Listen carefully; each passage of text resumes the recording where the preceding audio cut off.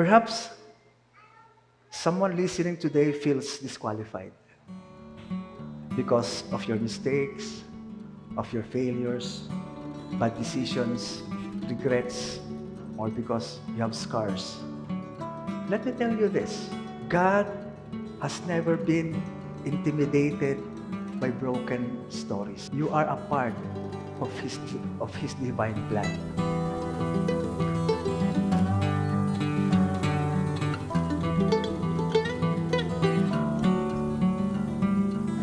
It's good to see everybody. Welcome to Good News Ohana, 11 o'clock service. But today, medyo na late po tayong nag-start because of some things, no? Well, it is our continuous declaration that as you continue to join us in worship today, hayaan nyo lang at ina-adjust pa nila. That the Word of God will manifest upon you and that the fullness of God's grace will be revealed to you and your household. And for those who are first time to join us here, we welcome you. Ang lolo at lola ni Hezi nandito po. Again, happy birthday po. You know, as I was preparing this preaching, I remember Pastor Oscar saying to us, no, ito po yung isa sa mga tinuro ni Pastor Oscar sa amin. Sabi niya, that in God's vocabulary, there is no such thing as coincidence. Pag titignan nyo daw ang Hebrew word or Hebrew dictionary, there is no one Hebrew word that will describe or tell you about coincidence. There is no single Hebrew word for the word coincidence. And the Old Testament was written in Hebrew. However, also, the writers of the New Testament wrote in Greek. Yet, you will not find also the word coincidence. Their emphasis is always, yung pong mga writers ng New Testament, their emphasis were always about God's providence, and His sovereign guidance over the events. No? Ibig sabihin, walang tsamba. My point is that God never wastes a thing. God never wastes a thing. If He allowed it, surely it has a purpose. And at the same time, if He did not allow it, it also has a purpose. So my key verse for today's preaching is Isaiah 55:11, where it says, can we have Isaiah 55:11, please? Ang background po ng Isaiah 55:11, ito po yung sinasabi ng Panginoon na my ways are higher than your ways, my thoughts are higher than your words. Sabi niya, and I will sending water to the earth so that the earth so the seeds of the sower will sprout. Yun yung sinasabi ng background nito. And then, ito na po yung sumunod. Can we have Isaiah 55:11? Wala? So, ito na po yun. Ang sabi niya lang naman, no? So, my ways are higher than your ways, my thoughts are higher than your thoughts. And then, this verse follows. Sabi niya, so shall my words, sabi niya, so shall my word be that comes out from my mouth. No? It shall not return to me empty, but it shall accomplish, so shall my words be that goes out from my mouth. Sabi niya, parehas rin ng mga words na lumabas sa aking bibig. Sabi niya, it shall not return to me empty. Ang galing, no? Ibig sabihin, pagka sinabi ng Panginoon, sabi niya, but it shall accomplish that which I purpose and shall succeed in the things for which it was sent. Di ba ang ganda? No? Pag sinabi ng Panginoon sa inyo na I have good plans for you. Pag binitawan ng Panginoon yan, hindi yan babalik sa Kanya na empty. But it will accomplish the purpose for which it was sent. Ang galing, no? Amen? So today, what I want to impart to you is that you are part of God's purpose. Sabi mo nga sa katabi mo, you are part of God's purpose. You have a significant role, no? You have a significant role. Your life is important. You are not a coincidence. You are not a coincidence. Hindi ka tsamba, no? Hindi kayo tsamba. Hindi ka rin saling pusa. Alam ni Brother Resi to, no? Kasi kung minsan, pag kayo mga basketball na gustong mag-basketball, na wala namang talent sa basketball, ang tawag sa kanila, bangko. Di ba? Saling pusa. Sumali lang dahil gusto ng uniform, di ba? Saling pusa. Hindi naman siya naglalaro. But hindi po kayo saling pusa. No? Hindi rin po kayo yung ginagawa ni Brother MJ noon kay Sister Melanie na kukuha ng bulaklak. He loves me not. He loves me. Sigurado po, God loves you. Hindi na kayo kailangang magpachamba-chamba pa. Di ba? Surely enough, God loves you. And I am saying this, say this to your seatmate, kasama ka sa plano. So our preaching title today is, Your Testimony is God's Platform. Ang galing, no? Your testimony is God's platform. My brothers and sisters, we are here today singing songs of worship, clapping our hands, no? Yung iba sumasayaw, yung iba talaga nagtataas ng kamay, no? Some are crying. Well, it is because I believe that in many ways, we have experienced in real life the love of the Father through Jesus Christ. No? And our testimony is how faithful God has been. Alam ko po, karamihan na nandito, alam ko, in real life, natikman nyo na ang kabutihan ng Panginoon. No? Kaya nga ito yung ina-advertise ni David come, taste and see that the Lord is good.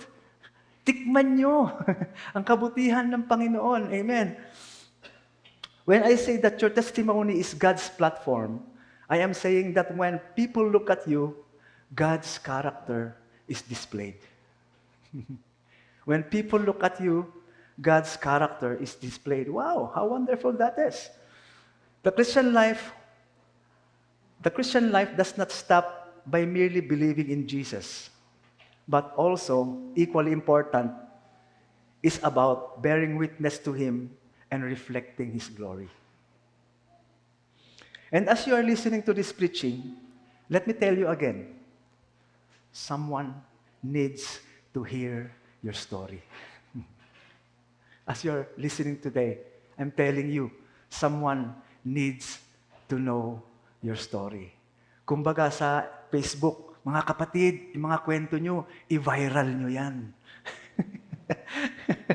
I-viral nyo yan. Amen? Do not be ashamed of what God has brought you through. Someone else's breakthrough may be hidden inside your story. No? Ulitin ko. Someone else's breakthrough may be hidden inside your story. No?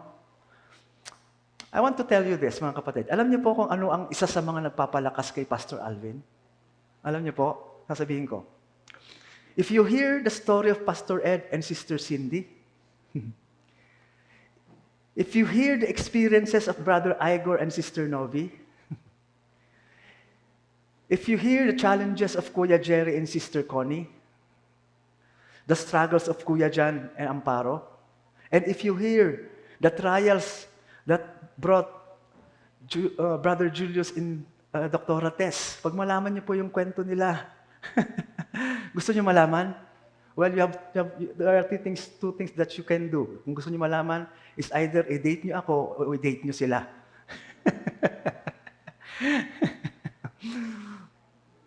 I cannot name you all. No, I cannot name you all. But this is what I learned from them. This is what I learned from them. There were doors we could not open, but God opened them. There were battles we could not fight, but God fought them. There were seasons when we were unfaithful, yet God was faithful. There were times we questioned God for everything. Then later, He opened our eyes and we understood. Dami nating tanong sa Panginoon, Lord, bakit ganito? Lord, bakit ganito? But later, God opened our eyes and we understood. Wow, kaya pala. Di ba? There were nights, pillows were wet with tears. But God wiped them dry in the morning and He gave us joy and hope. At alam ko po, lahat tayo makaka-relate dito. Amen? My friends, I believe in my heart, all of us here have our stories to tell about God's love and goodness. and someone there needs to hear it. Amen? Let me read to you a verse to encourage you why you need to be a witness to someone. Can we have 2 Corinthians 1, 3, and 4? Sabi niya, "Blessed be the God and the Father of our Lord Jesus Christ, the Father of mercies and God of all comfort." Galing, no? Tapos sabi niya, "Who comforts us in all our affliction, so that," sabi niya, "so that we may be able to comfort those who are in any affliction with the comfort with which we ourselves are comforted by God." So, sabi niya, when you feel comfort, kaya ka pala kinomfort ng Panginoon so that when time comes, may tao rin na naramdaman na yung problema niya is naging problema mo. Makaka-relate kayo. Makaka-relate po kayo sa Kanya. Amen? Brothers and sisters, I said earlier that in God's vocabulary, there are no coincidences. Amen? What you are, your ethnicity, who you are, or why are you here is not a confidence. It's not a coincidence. It is all part of His plan. Now, I also want to put emphasis that even where you are, where you are, kung saan ka ngayon, the friends you have, your workmates, and the people you will meet both now and the future, it's all part of God's plan. Amen? So, what are you saying, Pastor? I'm saying this. Be ready to tell your testimony. Amen? Be ready to tell your testimony. Why? Because you might be the living Bible that they need to hear. Baka kayo po ang living Bible that they need to hear. I will say this again. Your testimony about God's goodness to someone can be more powerful than a Sunday sermon. Ito, palagi kong sinasabi ito, Yung testimony niyo po, Testimony mo sa mga kapatid niyo, sa mga kaibigan niyo is more powerful than the sermon ni pastor, Kasi kayo satisfied customer di ba? Pag sinabi mo yung kwento mo, satisfied customer ka di ba? Kaya nga tayo, nakakatuwa nga, sabi nila, ang mga Pilipino daw, lahat tayo may degree ng MD, PhD. Mukhang doktor, pero hindi doktor. MD, PhD. Kaya pong Pilipino, sinabi nilang may MD, PhD, kasi kung meron silang gamot na inom tapos effective, sila na nag-prescribe. Subukan mo to. Di ba? Kaya pag may nakita kayo, uy, MD, PhD rin pala to. Mukhang doktor, pero hindi doktor. Di ba? Ganyan po tayo dapat, Sa Christian life, Sa gamot, huwag niyong gagawin yon. Sa Christian life, pag nakita niyo, Lord, sarap mong ginawa mo sa buhay ko, share ko nga. Di ba?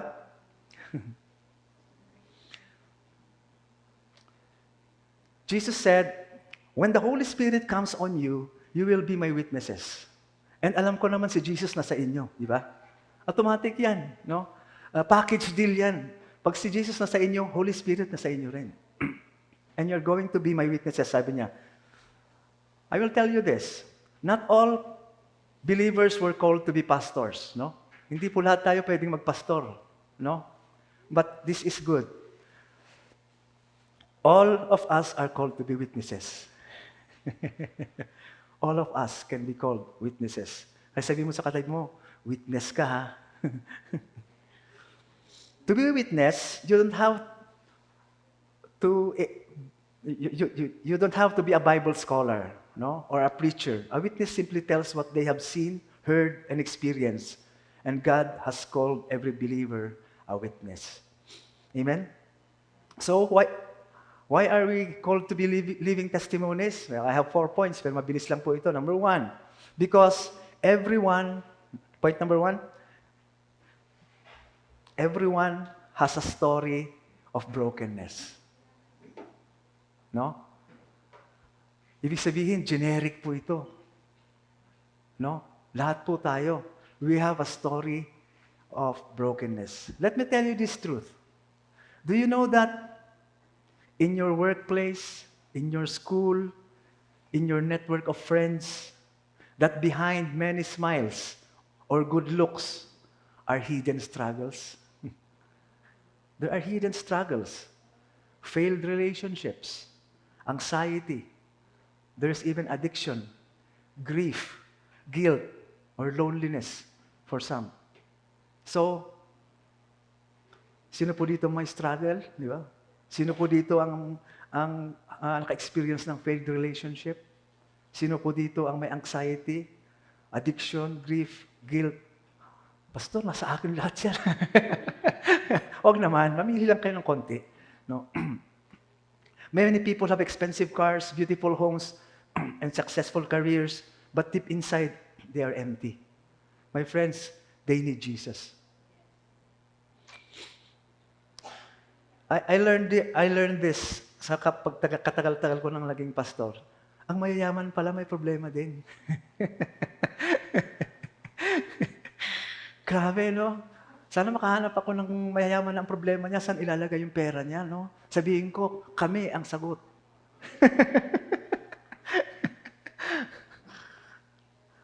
But as you keep telling your story, my friends, as you keep telling story, they will discover that no matter what circumstances they are, there is hope and true joy in our Lord Jesus Christ. Alam niyo ba that broken people often connect more deeply in your testimony than in your opinions? Share how Christ met you in your brokenness.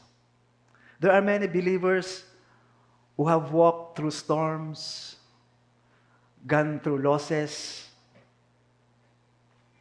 and disappointment, and they still have joy. They still have joy. That becomes a testimony that the world cannot explain. Point number 2. Every person is looking for a meaning. Lahat po ng tao is looking for a meaning. In Ecclesiastes 3:11, it says, I have placed eternity in their hearts. Alam niyo pong ibig sabihin nun? Yung may spirit of eternity daw na linagay sa mga puso natin. Kaya ang mga tao, they will search for meaning. No? Kaya they will search for meaning. And God designed us longing for eternity. May design po tayong ganon. Kaya po, pagka yung mga manirinig tayo na mga stem cells, no? Yung pampahaba ng buhay, talagang tinitake natin, yung mga babae, talagang bibili sila ng magagandang make-up, no? Kasi gusto nila beauty forever eh. Di ba? Maganda palagi. Sa totoo lang, kasi kaya po tayo may longing na ganyan because God has put an eternity in our hearts. No? Nakadesign po tayong ganyan. This means that the only thing that can satisfy man's spirit and soul is God. People may have careers, wealth, education, or popularity, yet they will still ask, is this all there is? Is this all there is? Magtatanong pa rin yan. Kahit na mayaman yan. People, if we choose to stay silent, people will still search. No? That's why we must decide to point them to Christ before they settle for substitutes. Amen? The internet has millions of answers, but only Jesus is the answer. I want to tell you this. No amount of popularity, no amount of education, career, or wealth will satisfy man. Mali-maleta man yan.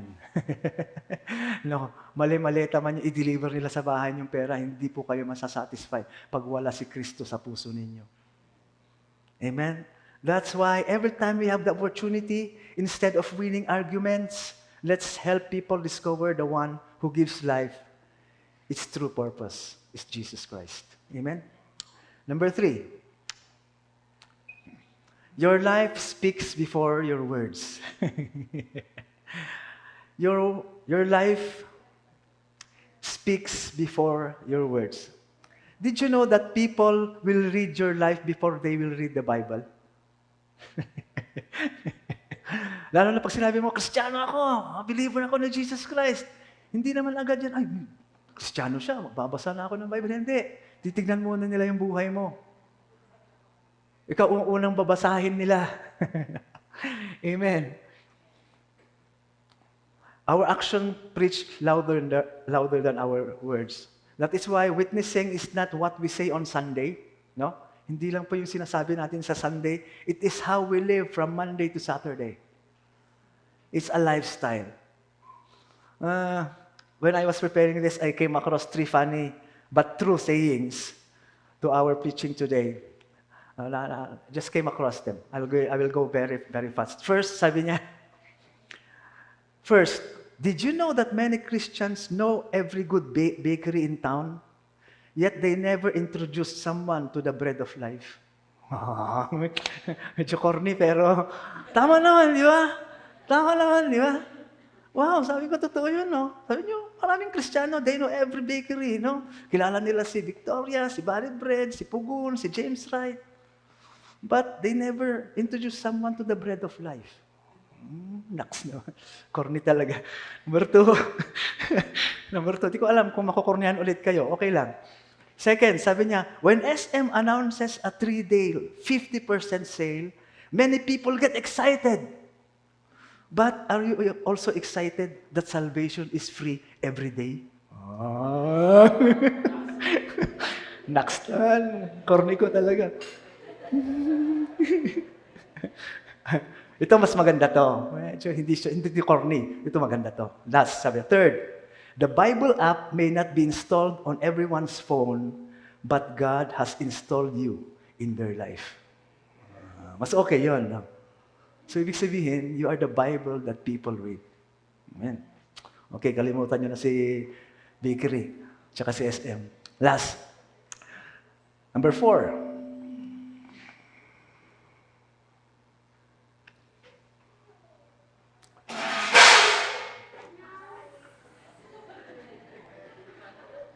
Nabisto na may kaldero sa likod. Okay, number 4. Last point. My testimony points to Jesus, not me. Very important. Okay? My testimony points to Jesus, not me. That's why it says in Matthew 5:16. Can we have Matthew 5:16? Sabi niya, let your light shine before others so that they may see your good works and give glory to your Father who is in heaven. Yun lang. Preach na to ni Pastor John, di ba? Let your light shine. So, the purpose of every testimony is not applause, it is worship. Amen? The goal is not for people to say, what an amazing person, no? But the goal is for people to say, I like your Jesus. In John 9:25, hindi po kasama doon. In John 9:25, thank you, TJ, 5 minutes. In John 9:25, Jesus healed a blind man on a Sabbath. No? A blind man on a Sabbath. And inimbestigahan siya, no? Inimbestigahan siya. Sabi ng mga Pharisees, di ba ito yung anak nung makasalanan? Kaya siya blind from birth kasi makasalanan siya. Tapos here comes a man. Sabi niya, healed him on a Sabbath. So inimbestigahan siya. Anong ginawa sa'yo? Di mo ba alam na yung they were pertaining to Jesus, the Pharisees were pertaining to Jesus. Sabi niya, did you not know that the man who healed you is an evil man? Kasi he healed on a Sabbath. Bawal yan, sabi niya. Alam niyo ang sinabi lang ng blind man? I don't know if he is evil or not. There is one thing I know. I was blind, but now I see. No theology. Sabi niya, isa lang ang alam ko. Dati bulog ako. Ay, nakakakita na ako. Praise the Lord. Yan sa kanya. Yun ang importante. He did not know a theology. He simply knew what Jesus had done. And sometimes the most powerful testimony is simply telling people where God found you and where He has brought you. Amen? Now, I will na end na kasi nagpa 5 minutes na doon. Perhaps someone listening today feels disqualified because of your mistakes, of your failures, bad decisions, regrets, or because you have scars. Let me tell you this. God has never been intimidated by broken stories. Hindi po siya intimidated sa broken stories. You are a part of His divine plan. Look at the scriptures. Moses had a past. Alam niyo naman si Moses, no? He had a past. Meron siyang pinatay, no? David had failures. Si David, mas matindi to, no? Kumuha ng asawa ng iba, pinapatay pa yung asawa ng asawa ng kinuha niya, di ba? Tindi si David. Peter had denials. Pambihira si Peter. Kasama mong kumakain si Jesus Christ, tapos i-deny mo. Paul has regrets, no? Si Paul, palagi niyang question ng Panginoon, bakit meron akong affliction? Bakit meron akong sakit? Joseph was sold, became a slave, accused, and put into prison. Yet God used their story for His glory. Maybe you're asking, really, Pastor, God can use my story? My answer is, yes. You know why? You know why? Because our loving God specializes in turning beauty for your ashes. Ang specialty po ng ating Diyos, your messes into messages. Ang specialty po ng Panginoon natin is turning your opposition into opportunity. Turning your trials into testimonies. And testings into triumphs. You don't have to know every answer. You don't have to be a gifted preacher. You simply need to let others see what Jesus has done in your life. In Revelation 12:11, it says, by the word of their testimony, they have overcome. Your testimony is about how faithful God has been. Your testimony is not that you never fell. Your testimony is that God never let go. Your testimony is not that your journey has been perfect, but your testimony is that through every season, every tear, every battle, and every victory, God has been faithful. And if God has brought you this far, galing, no? And if God has brought you this far, He will not abandon your story now. As you depend and trust in Him, your life is God's platform. In closing, let me say this. You may be the Bible someone ever reads, the only sermon ever hears, and the only evidence someone ever sees that Jesus is alive. Therefore, I challenge you to live in such a way that when people meet you, they will say to themselves, if that's what Jesus can do to that person, I want that Jesus. Amen? Now, going back to our key verse, it says, when God releases it, it will not go back to Him empty and void, but His word will continue to accomplish the purpose for which it was sent. I'll say it again. It shall accomplish the purpose and succeed for which it was sent. Your life is a testimony. Your survival is a testimony. Your faith is a testimony. And the best chapter is still ahead. Amen? I want you to bow your heads in prayer and let me pray with this. Lord, let my life tell your story. May my scars reveal your healing, my journey reveal your faithfulness, and my testimony lead others to Jesus. Use every part of my life for your glory. In Jesus' name. And everybody says, Amen. Can you give the Lord a clap offering? Sabihin mo, your life is God's platform. Imarites mo yan. Amen. Can I have Kyrene? Can we pray for Kyrene? Ang dami nating parts ngayon, sorry. Can we have Kyrene? Can you, as a congregation? Kyrene will, ang parents ni Kyrene ay nasa Amerika, no? dito siya pinanganak, no? Tapos dito siya lumaki.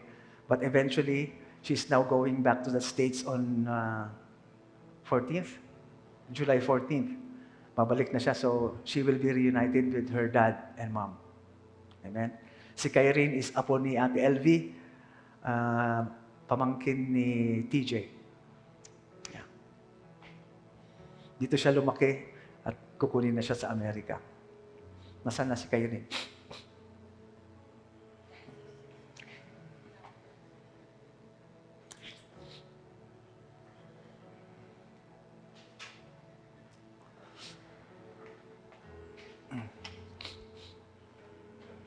Come, Kyrene.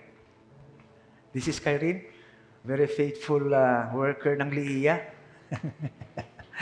Yan, partner ni Yel sa Liia. So, Kyrene, we want to bless you. Can we lay our hands upon her? Lord, we thank you that we have seen your favor and blessings in the life of Kyrene. Lord, today, maraming salamat that she will be reunited with her parents. Alam po namin, Panginoon, na naramdaman niya ang pagmamahal namin sa Kanya. At ngayon, Panginoon, mararamdaman niya rin po ang pagmamahal sa Kanya ng Kanyang mga magulang. Lord, we thank you for Kyrene that we have seen her commitment and we also have seen your favor upon her life. That you continually favored her and blessed her. Nakita po namin kung paano kayo gumalaw sa Kanyang buhay. And Lord, as he goes to America, ganun din po sana ang mangyari sa Kanya, that He'll continue to acknowledge you as her Lord and Savior, and He will point many to Jesus. Maraming salamat, ang Kanyang buhay is also a testimony. We bless her. Thank you for the protection that you're giving her, the favor that you're going to give her, and even, Lord, for the provision that you're going to give her. Maraming salamat, Lord, that the people that she will meet in America, Lord, will see the beauty of Jesus in her life. We thank you, Lord, for Kyrene. In Jesus' name, amen. Okay. Raise your hands. May the Lord bless you and keep you. May His face shine upon you and be gracious to you. And may His countenance lift up upon you and give you His perfect peace in Jesus' name. Receive that. And everybody says, amen. Remember, family, wherever you go, you bring with you good news.